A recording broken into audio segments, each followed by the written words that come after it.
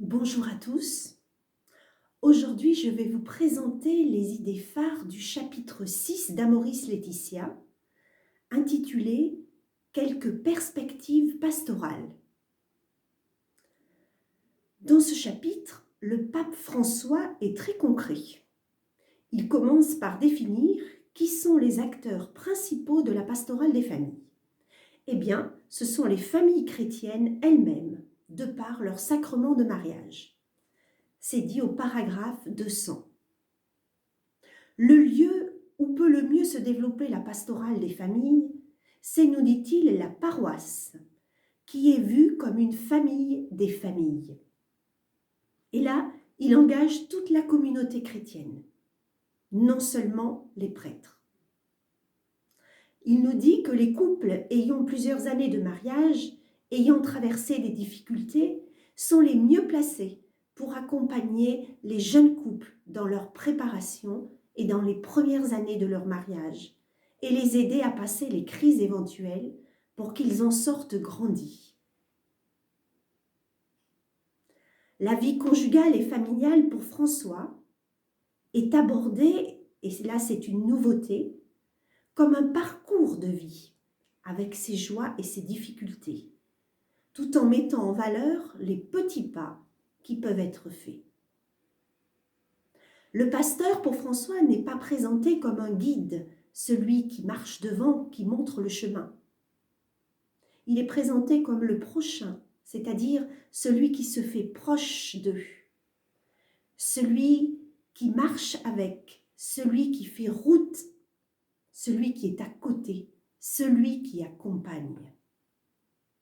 L'Église, et là on entend par Église les prêtres, les diacres, mais aussi tout le peuple de chrétiens, doit être présente à toutes les étapes de la vie familiale. Et le pape prend beaucoup de temps pour expliquer cela, dans les paragraphes 205 jusqu'à 216. Ensuite, il insiste sur la nécessaire formation des futurs prêtres, une formation faisant intervenir les sciences humaines pour leur parler des fiançailles et du mariage, et non seulement doctrinale.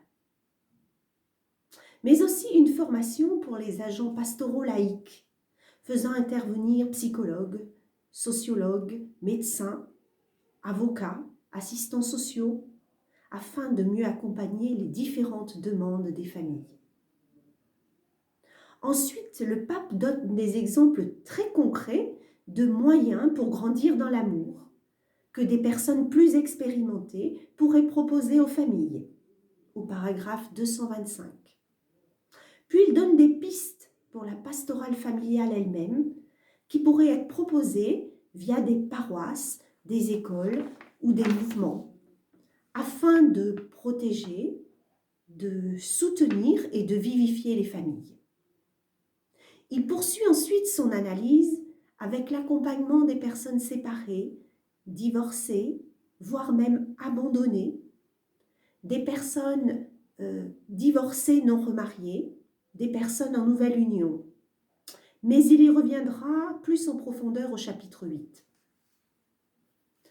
Enfin, il consacre quelques paragraphes, mais pas beaucoup, aux situations dites complexes. Mariage mixte avec disparité de culte, personnes homosexuelles, famille monoparentale. Et quelque chose qui est aussi nouveau, il parle de l'accompagnement de la mort et du deuil, au paragraphe 253 à 258. Ainsi, la pastorale des familles ne se résume pas à la préparation au mariage, mais comme le dit François, elle doit accompagner les familles à chaque étape de leur vie et dans tous les états de la vie familiale, notamment dans les crises. Je vous souhaite une bonne écoute et une bonne réflexion sur ce chapitre 6. À bientôt.